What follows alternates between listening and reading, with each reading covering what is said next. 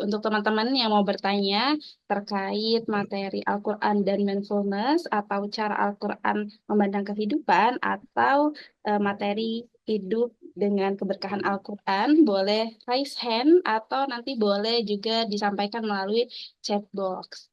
Silahkan. Yang di chatbox sudah lumayan banyak itu. Oke, boleh-boleh. Saya baca ya. Pertanyaan dari Kak Fauzia. Kak, maaf, saya mau tanya, bagaimana cara kita agar istiqomah melakukan hal-hal yang baik seperti sholat, tadarus, dan pertanyaan kedua, saya pertanyaan kedua, bagaimana kita bisa mendapatkan guru untuk belajar Al-Quran? Boleh dijawab oleh Kanisa dulu, setelah itu nanti Bu Waas akan menjawab melalui terkait dengan mindfulness-nya. Ini pertanyaan buat saya. Ya. Kayaknya tuh Iya, tertuju buat semuanya ya, nggak apa-apa. Ya nggak apa-apa, iya. Kanisa dulu. Nanti akan dilanjutkan dengan dijawab sama Bu As. Oh iya, Bismillah ya. Bagaimana biar istiqomah untuk hal-hal yang baik seperti sholat, tadarus. Ya mungkin nanti beliau-beliau bisa lebih ini ya, lebih ilmiah mungkin cara menjelaskannya. Tapi kakak menjawab dengan sederhana untuk Kak Fauzia. Sebenarnya istiqomah itu memang berat, memang berat. Ketika kita sudah mulai berjalan, sudah mulai bergerak belajar Al-Quran, sudah mulai hijrah, sudah mulai nikmat dalam ibadah, pasti akan selalu ada godaannya, selalu ada rintangannya. Dan yang paling berat adalah istiqomah. Apa ya yang membuat Kanisa istiqomah untuk sholat, untuk tadarus, ngaji tiap hari? Yang pertama adalah cinta. Saya cinta Quran. Hidup kakak 24 jam Quran. Maka nggak jauh-jauh dari situ. Lingkungan kakak semua lingkungan Quran. Orang-orang teman kakak orang-orang Quran. Lingkungan mendukung, keluarga mendukung, hati mendukung. Insya Allah istiqomah. Tapi kalau kita di tempat yang tidak mendukung, teman-teman ngajaknya malas-malasan ngaji, nggak mau ngaji. Ya, itu lingkungan kita dulu harus mendukung. Dan kita juga harus cinta dulu sama Quran. Kalau kita sudah cinta, Allah akan mudahkan jalan kita. Insya Allah. Dan yang kedua, kalau mau istiqomah ibadah itu, kakak ingat orang tua. Siapa lagi yang ngedoain orang tua kalau bukan kita? Bagaimana cara kita berterima kasih ke orang tua? Bukan kita kasih uang, bukan kita kasih harta, bukan kita kasih jabatan dan mobil, tapi doa, tapi amal soleh kita yang akan sampai walaupun orang tua kita sudah tidak ada nanti. Insya Allah seperti itu. Terus gimana biar mendapatkan guru untuk belajar Al-Quran? Banyak. Kak Rizky juga pasti punya banyak. Untuk belajar Al-Quran itu cari guru banyak ya. Dari sosmed ada. Tanya sama orang tua kamu. Sebenarnya mungkin orang tua kamu punya guru buat ngajarin kamu Quran, tapi nggak nanya. Nanya ya. Banyak-banyak tanya ya. Dah, itu aja. Makasih. Oke, baik. Thank you, Kak Anissa. Sekarang dari Bu Dokter Aas, apakah sudah kembali di ruang Zoom? Hai, Bu Baik, Dokter, Bu Dokter tadi ada pertanyaan, bagaimana cara kita istiqomah terkait sholat atau Berprasangka baik. puasa? Oh iya, berprasangka baik juga. Boleh dijawab, Bu Dokter, perspektif mindfulness-nya? ya baik. Yang pertama tadi, eh, semua memang bermuara pada prasangka baik ya. Sejelek-jeleknya orang berprasangka. Jadi ketika orang melakukan kejahatan kepada kita, maka berprasangka baiklah. Kenapa? Karena di dalam Al-Quran dijelaskan Al-Isra ya. Jika kamu berbuat baik, maka kebaikan itu akan kepada kamu. Jadi tidak ada yang rugi kehidupan itu. Jika kita terus berhusnuzon. Kenapa? Karena dengan kondisi apapun kita bisa berlapang dada untuk menerima. Karena semua yang terjadi dalam diri kita itu bukan karena apa? Bukan karena planning kita. Bisa jadi planning kita, tapi belum tentu itu menjadi dasar kita untuk eh, apa? Mendapatkan itu. Maka tetap dalam kebaikan itu adalah untuk diri kita jika kita berbuat baik. Dan begitu juga keburukan akan menimpa diri kita ya. Ayat Al-Qur'annya di surat Al-Isra ya. Jadi jika kamu berbuat baik maka kebaikan akan berdampak pada diri kamu. Dan jangan pernah merasa, oh aku tuh dibully ya, aku tuh dikerjain ya, aku tuh di prank ya, padahal aku udah berbuat baik loh. Tapi kenapa balasannya itu tidak setimpal?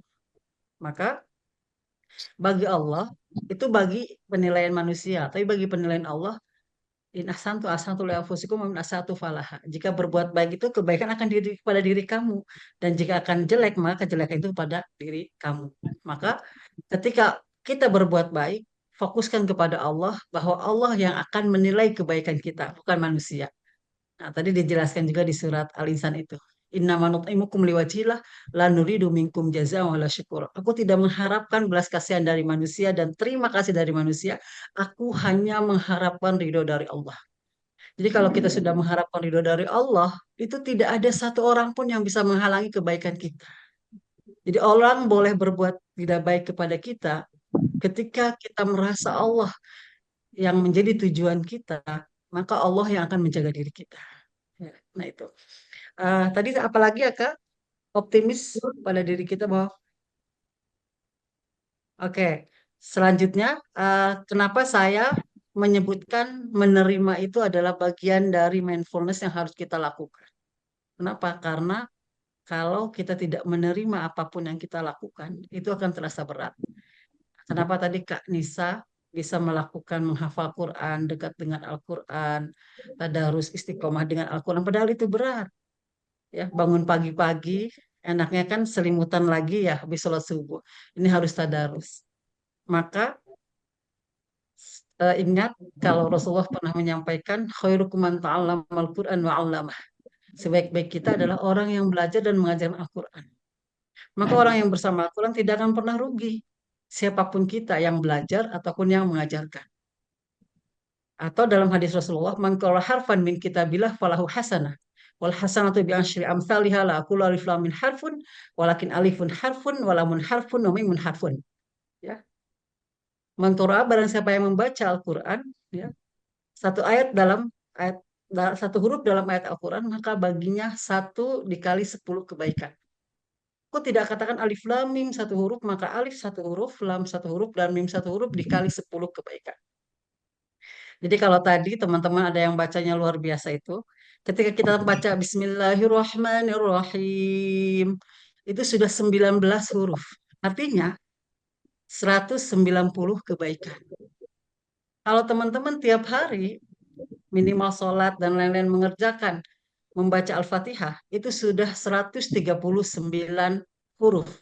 Itu artinya 1390 kebaikan. Itu baru berpikir materi ya. Kalau kita baru berpikir materi, pahalanya segini. Maka itu saja sudah membuat kita termotivasi.